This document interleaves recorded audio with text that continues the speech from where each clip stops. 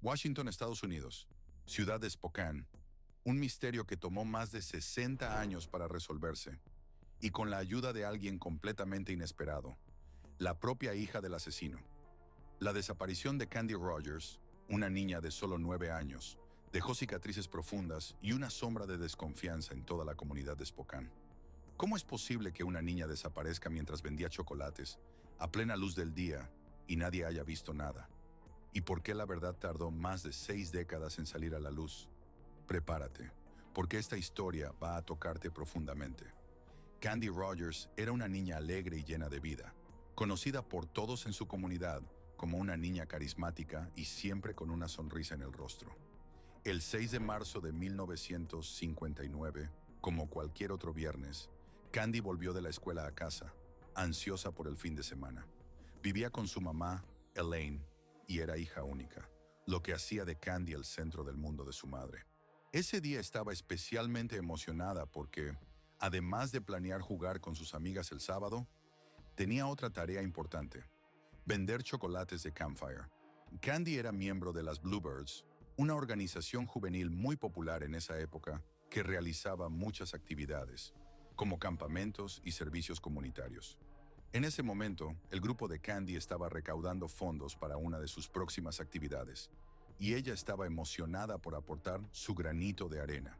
Antes de que sigamos con el caso de Candy, asegúrate de que ya estás suscrito al canal. Así podrás acceder a todos nuestros contenidos exclusivos y descubrir el desenlace de muchos otros crímenes. ¡No te lo pierdas! Eran alrededor de las 4 de la tarde cuando Candy, determinada a ayudar a su equipo, tomó 7 cajas de chocolates y pidió permiso a su mamá para salir a venderlos en el vecindario. Elaine, como cualquier madre cuidadosa, le dio el visto bueno, pero le recordó una regla simple, pero importante: vuelve antes de que oscurezca. Candy siempre fue obediente, y Elaine jamás imaginó que ese día sería la última vez que vería la hermosa sonrisa de su hija. Pero como bien sabemos, las tragedias no suelen dar avisos. Con las cajas en mano, Candy se despidió rápidamente, agarró una galleta de avena y jugó brevemente con su perro.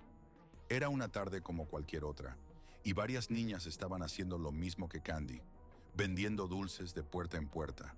La escena era completamente inocente, con niños corriendo de casa en casa, intentando completar sus ventas. Pero alrededor de las 5:30 de la tarde, las cosas comenzaron a cambiar. Elaine, que hasta ese momento estaba ocupada con sus propias tareas, empezó a sentir una pizca de preocupación. El reloj parecía avanzar más despacio, y cada minuto que pasaba sin el regreso de Candy aumentaba su ansiedad. Esa sensación de que algo andaba mal empezó a apoderarse de Elaine. Candy nunca se quedaba fuera hasta tarde sin avisar, especialmente sabiendo que debía regresar antes de que anocheciera. Los pasos apresurados y las risas que Elaine esperaba escuchar en la puerta nunca llegaron, y al llegar las 6 de la tarde, la preocupación comenzó a crecer. Intentaba mantener la calma, diciéndose que tal vez Candy estaba ocupada con las ventas o con sus amigas, pero en el fondo, una voz le insistía que algo no andaba bien. A las 6:30, con el cielo empezando a oscurecer, Elaine no pudo más. Contactó a su papá, el abuelo de Candy, Milton, para pedir ayuda. Algo definitivamente estaba mal. En poco tiempo, Milton, junto con otros familiares, amigos y vecinos, organizó un pequeño grupo de búsqueda. Empezaron preguntando de puerta en puerta, hablando con cualquiera que pudiera haber visto a Candy. Algunas personas dijeron haberla visto más temprano, sonriente y decidida, con sus cajas de chocolates, pero nadie sabía exactamente dónde estaba en ese momento. Las horas pasaban lentamente y la oscuridad hacía que todo fuera aún más difícil. Alrededor de las 7 de la tarde, mientras el abuelo de Candy y sus amigos seguían buscando, casi fueron atropellados por un coche misterioso que pasó a toda velocidad. ¿Quién estaba en ese coche? ¿Y por qué iba tan rápido? La situación fue aterradora, pero pronto se recompusieron y volvieron su atención a lo que importaba: encontrar a Candy. A medida que avanzaba la noche, la preocupación crecía. La poca luz en las calles dificultaba la búsqueda, pero nadie quería rendirse. La policía fue notificada y antes de darse cuenta, Elaine estaba en el centro de una de las búsquedas más intensas en la historia de Spokane. En ese momento, todos se hacían la misma pregunta: ¿dónde está Candy Rogers? Y esa pregunta no tendría respuesta tan pronto, pero lo que vendría después conmocionaría a todos para siempre. La búsqueda de Candy Rogers, que comenzó como un simple esfuerzo vecinal, pronto se convertiría en una operación masiva que involucraría prácticamente a toda la ciudad de Spokane. La tensión solo aumentaba a medida que pasaban las horas, y nadie lograba encontrar ninguna señal de la niña. Pero antes de adentrarnos en el desarrollo de esta búsqueda, volvamos un poco en el tiempo para entender quién era Candy y cómo su desaparición estremeció a toda una comunidad. Candy no era solo otra niña, era especial, al menos para todos los que la conocían. Con solo 9 años, Candy ya era conocida por su amabilidad y por ser una chica simpática y comprometida. En 1959, cursaba el cuarto grado en la escuela primaria Holmes Elementary School, donde tenía un grupo cercano de amigos y una personalidad que encantaba a quien estuviera a su alrededor. Sus compañeros la describían como la niña que siempre estaba dispuesta a ayudar, y los adultos del barrio sabían que tenía un futuro brillante por delante. Además, Candy participaba activamente en las actividades de las Bluebirds, una organización juvenil parecida a las Scouts, pero con un enfoque en valores comunitarios y amistad. Le encantaba estar con las Bluebirds y siempre se entregaba con entusiasmo a todas las tareas y actividades. Cuando Candy Rogers no volvió a casa esa noche, su madre Elaine supo que algo terrible había pasado. Candy era obediente, y ese comportamiento no tenía ningún sentido. Cerca de las 9 de la noche, la policía ya había movilizado varias unidades y comenzado a intensificar las búsquedas con linternas y perros rastreadores. Cada hora que pasaba sin noticias, la situación se volvía más oscura. No había señales de Candy, y la ciudad de Spokane, que hasta entonces llevaba una vida tranquila, empezaba a entrar en estado de alerta. Todos empezaron a mirarse entre sí, preguntándose si alguien sabía algo que no estaba contando. Esa noche, los policías hicieron todo lo posible para revisar el área cercana a la casa de Candy. Siguieron las pistas que tenían, que en realidad eran pocas. Las búsquedas cubrieron un radio de casi 1 kilómetro alrededor de la casa, con equipos revisando campos abiertos, caminos de tierra y bosques que rodeaban la comunidad. Pero a pesar de sus esfuerzos, no encontraron ninguna señal de Candy esa noche. Con el pasar de las horas, finalmente apareció una pista. 6 de las 7 cajas de chocolates que Candy había llevado con ella fueron encontradas tiradas en una calle, aparentemente abandonadas. Ese descubrimiento, sin embargo, no trajo alivio, solo generó más preguntas. ¿Dónde estaba la última caja? Y lo más importante, ¿dónde estaba Candy? Esa pista misteriosa fue suficiente para convencer a la policía de que estaban enfrentando algo más siniestro. Se encontraron 6 cajas, pero una seguía desaparecida, y el hecho de que Candy hubiera sido vista con todas ellas sugería que, en algún momento, se vio obligada a interrumpir su tarea. Ese simple detalle, aparentemente insignificante, indicaba una posibilidad alarmante. Candy no se había perdido.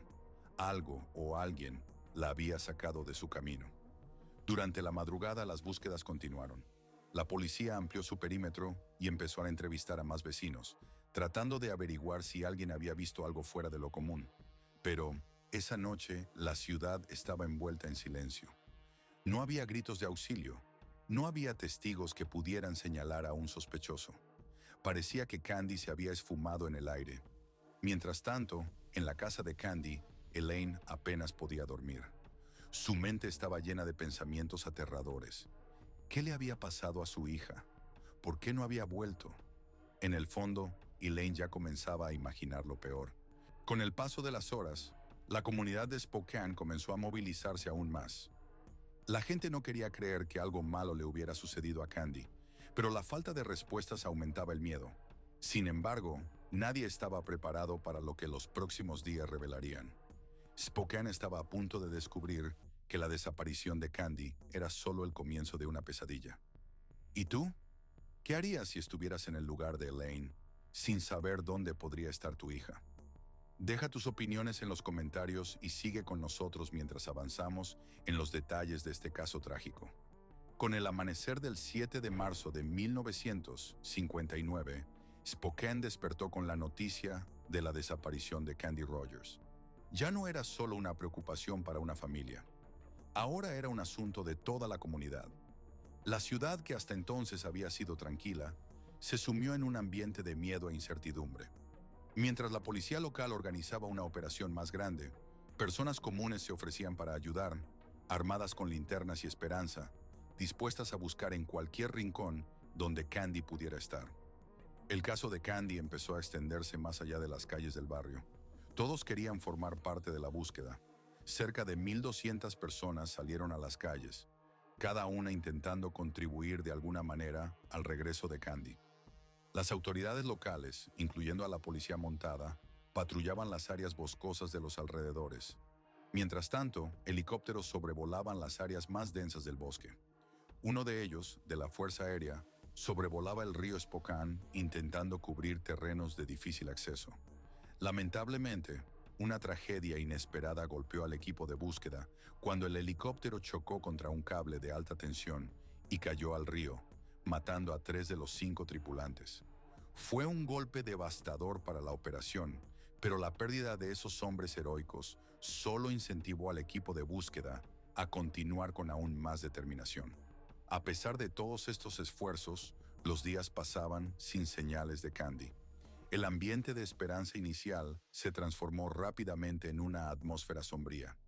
La desesperación de Lane era visible en su rostro. Apenas comía o dormía, sentada, esperando alguna noticia. Los vecinos le traían palabras de consuelo, pero en el fondo, todos temían lo peor. La comunidad, que al principio creía que Candy solo se había perdido, ahora estaba lidiando con una posibilidad mucho más oscura. Las preguntas comenzaban a surgir entre todos. ¿Será que alguien se la llevó? ¿O acaso pasó algún accidente terrible? El silencio de las autoridades sobre pistas concretas solo alimentaba el miedo y las especulaciones. La policía seguía investigando todas las pistas, rehaciendo los últimos pasos conocidos de Candy, pero las evidencias eran pocas. Elaine, que al principio solo quería abrazar a su hija al regresar a casa, ahora se encontraba en medio de una pesadilla, sin idea alguna de dónde podría estar su pequeña. Pero la historia de Candy estaba lejos de terminar. Aunque las búsquedas iniciales no habían dado los resultados esperados, una impactante revelación estaba a punto de suceder. Algo que sacudiría a toda la ciudad y traería respuestas, aunque dolorosas. Presta atención a lo que pasó a continuación, cuando la ciudad de Spokane recibió una pista que cambiaría el rumbo de la investigación. Con el paso de los días, la esperanza de encontrar a Candy Rogers con vida empezaba a desvanecerse. Los voluntarios que estaban comprometidos con la búsqueda comenzaban a disminuir, y el desespero crecía con cada minuto sin respuestas. La tragedia del helicóptero solo hacía más evidente la gravedad de la situación. Entonces, el 22 de marzo de 1959, tras 16 días de intensas búsquedas, un hallazgo impactante trajo una dolorosa conclusión al caso de la desaparición de Candy. Esa tarde de domingo, 2 aviadores, Roderick Lawrence y Richard Ing, estaban cazando marmotas en un área densamente arbolada, a unos 11 kilómetros de donde Candy fue vista por última vez. Mientras caminaban por el bosque, los hombres llegaron a un claro. Fue ahí cuando algo llamó su atención. Un par de pequeños zapatos de gamuza azul, delicados, claramente pertenecientes a una niña. Los hombres quedaron en shock. Sabían sobre la desaparición de Candy y de inmediato sospecharon que esos zapatos podrían ser de la pequeña. Sin pensarlo, tomaron los zapatos y volvieron a la base para notificar a las autoridades. Ese hallazgo encendió una nueva chispa de esperanza en la búsqueda. Una esperanza que, sin embargo, rápidamente se convertiría en una terrible confirmación de sus mayores temores. Los zapatos fueron entregados inmediatamente a la policía, que contactó al abuelo de Candy, Milton, para verificar si eran los mismos que ella usaba el día de su desaparición. Cuando Milton vio los zapatos, no tuvo dudas. Esos eran los zapatos de su nieta. Con esa confirmación, la policía rápidamente movilizó una nueva búsqueda intensiva en la zona donde se habían encontrado los zapatos. Pero estaba muy oscuro, y los agentes decidieron esperar hasta el amanecer. A la mañana siguiente, los equipos llegaron al lugar del claro. Oficiales y voluntarios empezaron a revisar cada centímetro del área, buscando cualquier otra señal del paradero de Candy. El bosque denso y el terreno irregular hacían que la búsqueda fuera lenta y difícil, pero todos estaban decididos a encontrar respuestas. Entonces, durante la búsqueda, uno de los oficiales notó algo extraño. En una parte aislada del claro, encontró un montón de arbustos y hojas de pino, como si alguien hubiera intentado esconder algo con las hojas. Algo parecía fuera de lugar y el policía decidió examinar más de cerca. Cuando retiró cuidadosamente los arbustos y las hojas, lo que encontró fue devastador: el cuerpo en descomposición de una niña. No había duda de que era Candy Rogers. Su cuerpo estaba parcialmente cubierto con hojas, como si alguien hubiera intentado ocultarlo. Su ropa estaba rasgada y sus pies estaban atados con tiras de tela, un detalle que indicaba que había sido inmovilizada. Aún más horrible, una tira similar había sido usada para envolver su cuello. La noticia del hallazgo de Candy se esparció rápidamente por la ciudad, y el choque y la tristeza se apoderaron de Spokane. La madre de Candy, Elaine, al ser informada del estado en que habían encontrado a su hija, se desmayó y tuvo que ser sedada. La comunidad que se había unido para buscar a Candy ahora enfrentaba la dolorosa realidad de que ella nunca volvería a casa. Las preguntas cambiaron de ¿dónde está? ¿A quién hizo esto? Aunque el hallazgo del cuerpo de Candy daba un cierre al tema de su desaparición, el misterio estaba lejos de resolverse. ¿Quién había cometido ese crimen tan horrible? ¿Y por qué?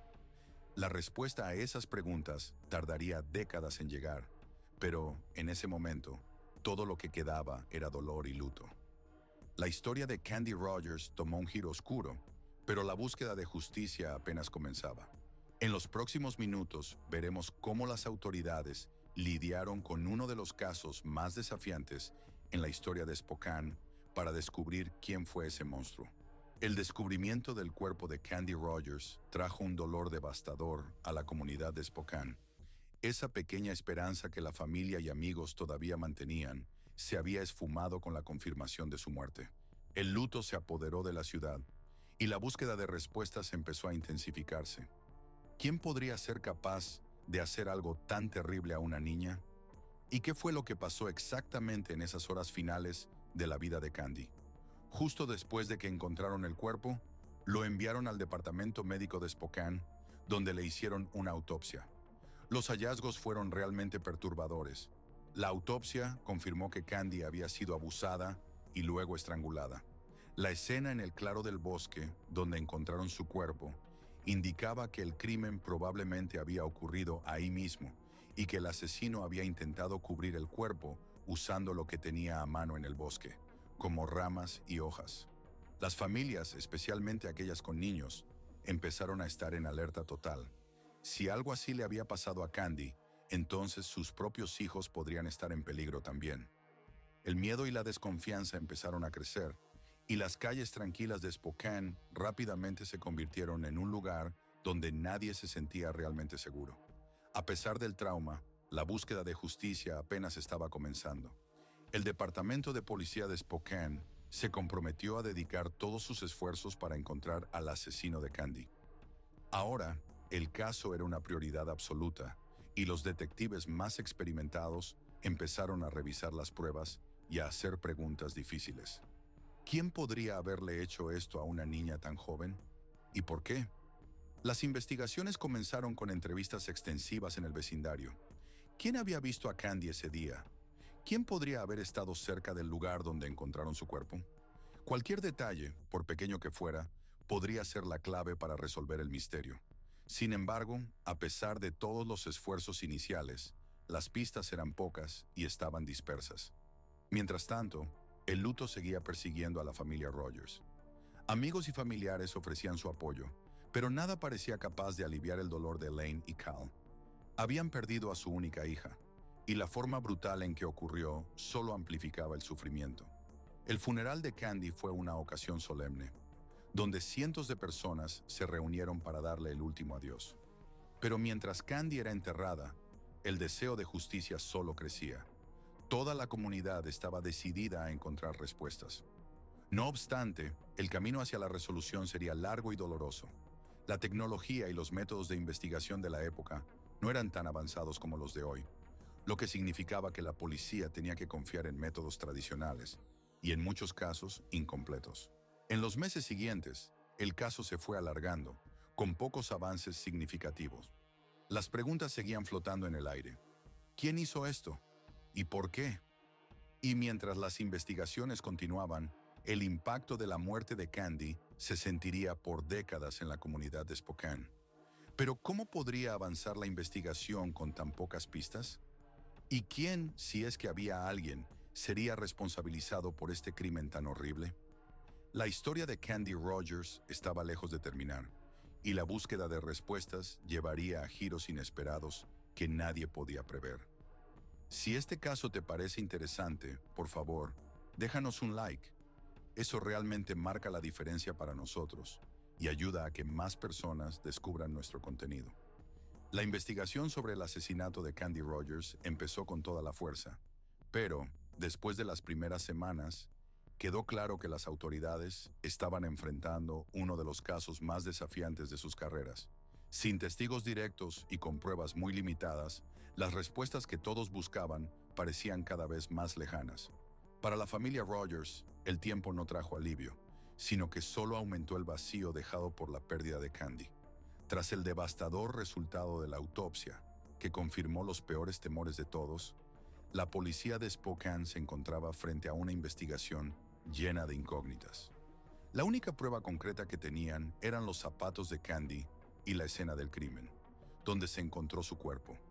Pero, en aquella época, sin tecnología forense moderna, como los análisis de ADN, las opciones para identificar al asesino eran extremadamente limitadas. Los investigadores tuvieron que recurrir a métodos tradicionales, entrevistas, búsquedas de testigos e incluso conjeturas basadas en perfiles criminales de la época. Los días después del hallazgo del cuerpo estuvieron llenos de interrogatorios extensos. La policía habló prácticamente con todos los vecinos de la zona.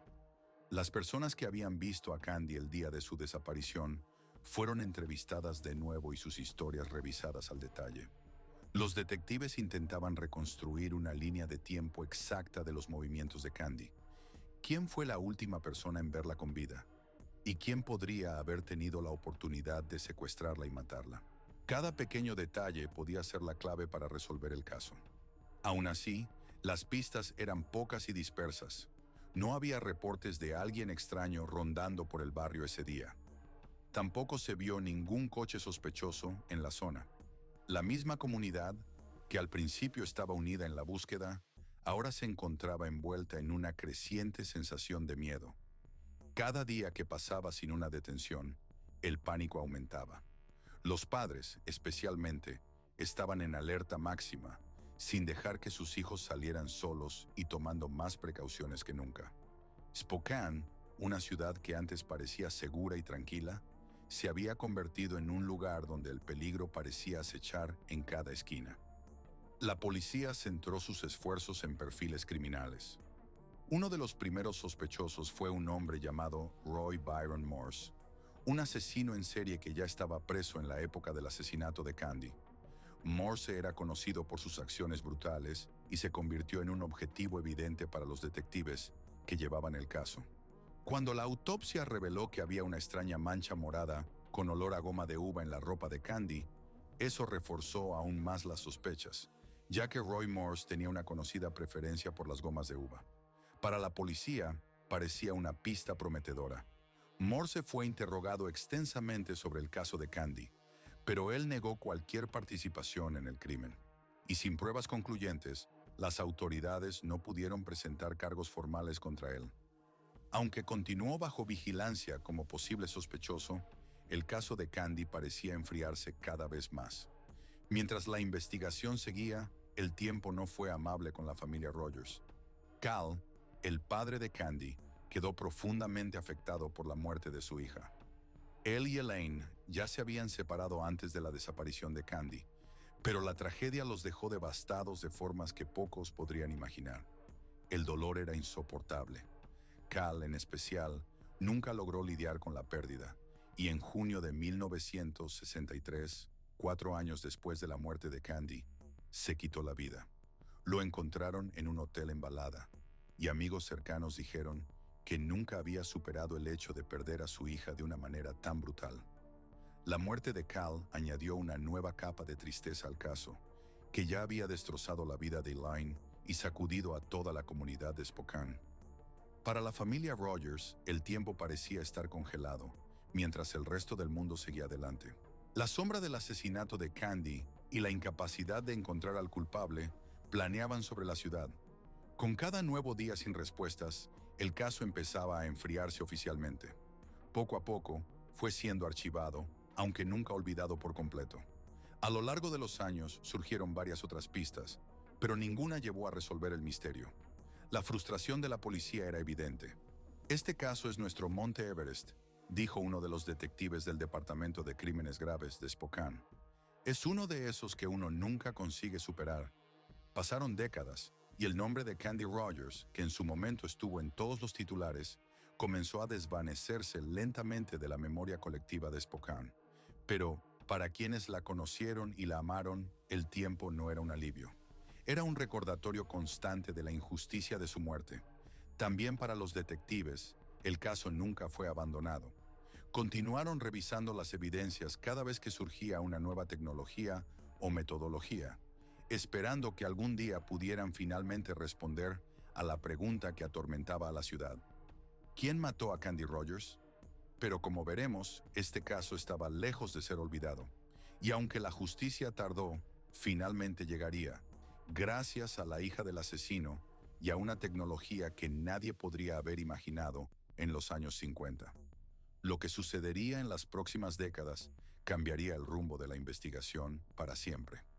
A comienzos de los años 2000, la ciencia forense vivió una auténtica revolución. El desarrollo de técnicas para analizar ADN abrió una nueva puerta para resolver crímenes antiguos, los llamados cold cases. Con esta nueva herramienta, los detectives del Departamento de Policía de Spokane vieron la oportunidad de reexaminar el caso de Candy. La esperanza era que la ropa de Candy, cuidadosamente guardada desde su desaparición, pudiera contener rastros de ADN que ayudarían a identificar a su asesino. Era un tiro al aire, pero uno que valía la pena intentar. En 2001, la ropa de Candy fue enviada a un laboratorio forense. El equipo logró aislar una pequeña muestra de ADN en su ropa interior, un rastro que, décadas atrás, hubiera sido imposible de detectar. Ese ADN pertenecía al asesino, y los detectives estaban más cerca que nunca de resolver el caso. Crearon un perfil genético a partir de esa muestra y lo subieron al sistema CODIS, la base de datos nacional de perfiles de ADN, para compararlo con delincuentes conocidos. Pero la emoción pronto se transformó en frustración. No había ninguna coincidencia en la base de datos. El perfil de ADN no estaba registrado, y los detectives se encontraron de nuevo en el punto de partida. Aunque la tecnología había dado un paso importante, el asesino de Candy seguía en las sombras. Sin una coincidencia directa, la investigación parecía nuevamente estancada en un callejón sin salida. Aún así, los detectives no estaban dispuestos a rendirse. En 2002, decidieron comparar el perfil de ADN del principal sospechoso de antaño, Roy Byron Morse, con el encontrado en la ropa de Candy. Morse, el asesino en serie que había sido investigado en los años 60, seguía siendo una posibilidad. Si su ADN coincidía con el de la escena del crimen, finalmente habría una respuesta. Pero cuando llegaron los resultados, fue una gran decepción. Roy Morse no era el asesino. Con esto, las esperanzas de resolver el caso empezaron a desvanecerse otra vez. En los años que siguieron, el caso de Candy Rogers permaneció en el limbo. Se seguían desarrollando nuevas tecnologías forenses, pero ninguna parecía suficiente para resolver finalmente el misterio. En 2006, otra noticia triste golpeó a la familia Rogers. Elaine, la madre de Candy, que había vivido con el peso de la pérdida de su hija por casi medio siglo, falleció a los 82 años. Se fue sin saber quién le había quitado la vida a Candy y sin ver al asesino enfrentar la justicia. Fue recién en 2017, con el surgimiento de la genealogía genética forense, que una nueva esperanza finalmente empezó a tomar forma. Este método revolucionario combinaba la ciencia forense con la investigación genealógica tradicional para crear árboles genealógicos a partir de pequeñas muestras de ADN. Permitía a los detectives localizar parientes lejanos de un sospechoso, incluso si el criminal en sí no tenía un perfil en la base de datos. Esta era la técnica que había resuelto el famoso caso del Golden State Killer, y ahora los detectives de Spokane estaban decididos a usar el mismo enfoque en el caso de Candy. El primer paso fue enviar la muestra de ADN encontrada en la ropa de Candy a un laboratorio especializado en este tipo de genealogía. El equipo trabajó intensamente para crear un perfil genético que pudiera compararse con registros genealógicos disponibles públicamente. Era un proceso que requería paciencia y precisión, pero los detectives creían que estaban más cerca de una respuesta que nunca. Después de meses de trabajo, el equipo logró identificar a 3 hermanos que eran genéticamente compatibles con el ADN encontrado en el cuerpo de Candy. Sus nombres eran John, Andrew y Terry. Uno de estos 3 hombres, sin duda, era el responsable del asesinato de Candy Rogers. Pero ¿cómo iban a descubrir los detectives cuál de ellos era el verdadero culpable? El caso estaba a punto de dar un giro decisivo, uno que finalmente traería las respuestas tan esperadas para la familia Rogers y para la ciudad de Spokane. La identificación de estos 3 hermanos como posibles sospechosos dio a los detectives de Spokane la primera pista real en décadas. Después de años de frustración y falta de respuestas, finalmente había un camino a seguir. Los hermanos John, Andrew y Terry tenían una fuerte conexión genética con el ADN encontrado en la ropa de Candy. Pero ¿cuál de ellos era el responsable del crimen? ¿Y cómo probarlo? Los detectives empezaron investigando la vida de cada uno de los hermanos. John Ray Hoff, el mayor, rápidamente llamó la atención de los investigadores. John había crecido en Spokane en la época del asesinato de Candy. Vivía a solo 1 kilómetro de su casa y tenía un pasado bastante turbio. Aunque ya había fallecido, había dejado un rastro de comportamientos inquietantes que, ahora, los detectives estaban decididos a examinar. En 1956, a los 17 años, John se alistó en el ejército. Sin embargo, apenas 2 años después del asesinato de Candy, en 1961, fue arrestado por agredir a una mujer. El ataque tenía similitudes perturbadoras con lo que le ocurrió a Candy. John había abordado a la mujer, la despojó de su ropa por la fuerza y trató de estrangularla. La víctima sobrevivió al ataque, pero el patrón de violencia sugería que él era capaz de mucho más. Después de cumplir una breve condena, John fue dado de baja deshonrosamente del ejército y desde entonces vivió una vida relativamente discreta, trabajando como vendedor de puerta en puerta y en un aserradero. John Ray Hoff se suicidó en 1970, a los 31 años, pero los detectives sabían que necesitaban pruebas definitivas para confirmar que él era el culpable del asesinato de Candy. La conexión entre John y Candy se hizo aún más evidente cuando descubrieron que su hermana, Amy, tenía 10 años en la época del asesinato y también formaba parte de las Bluebirds, el mismo grupo al que pertenecía Candy. Amy y Candy tenían una relación cercana en el programa, lo que podría haberle dado a John una oportunidad para acercarse a la niña. Con esta conexión en mente, los detectives decidieron dar un último paso para asegurar la confirmación de John como el asesino. Necesitaban una muestra de ADN de John, pero como ya había muerto, esto significaba exhumar su cuerpo. Con el permiso de su hija, Kate, y una orden judicial, el cuerpo de John fue exhumado en 2021. Se extrajo una muestra de ADN de sus restos y fue enviada para pruebas en el laboratorio forense. Cuando llegaron los resultados, la confirmación fue clara. John Ray Hoff era el asesino de Candy Rogers. Finalmente, después de más de 60 años, el caso estaba resuelto. La justicia, aunque tardía, trajo alivio a la familia de Candy. Aunque el culpable ya estaba muerto, su nombre fue revelado y la ciudad de Spokane, que durante tanto tiempo había llevado esta tragedia, finalmente tenía respuestas. La resolución del caso de Candy Rogers, más de 60 años después de su asesinato, fue un momento de alivio para la familia que aún quedaba y para la ciudad de Spokane, que por décadas había cargado con el peso de este crimen brutal. Pero, incluso con la confirmación de que John Ray Hoff era el asesino, la sensación de justicia era agridulce. La revelación trajo una conclusión, pero también levantó preguntas difíciles para todos los involucrados. Para Kate, la hija de John, la noticia de que su padre había cometido un crimen tan atroz fue devastadora. Ella creció creyendo que él se había quitado la vida debido a problemas personales, como la depresión. Descubrir que él era el responsable de la muerte de una niña y que había llevado ese secreto hasta su muerte, sacudió profundamente su visión de su propia familia. En una entrevista expresó su dolor. Es muy triste descubrir que alguien de tu familia, alguien a quien querías, pudo haber hecho algo tan horrible. A pesar de su impacto, Kate colaboró completamente con los detectives, permitiendo la exhumación del cuerpo de su padre y ofreciendo muestras de ADN para la investigación. También quiso hacer una disculpa pública a la familia de Candy, reconociendo el dolor que su padre había causado. Siento mucho lo que hizo mi papá, dijo Kate, luchando contra las lágrimas. Sé que no hay forma de borrar lo que pasó, pero espero que, de alguna manera, saber la verdad traiga un poco de paz. Para los detectives que trabajaron en el caso, resolver el crimen de Candy Rogers fue un momento de triunfo, pero también de reflexión. Brian Hammond, uno de los exdetectives que investigó el caso hasta su retiro, recordó lo difícil que fue esta investigación durante todos esos años.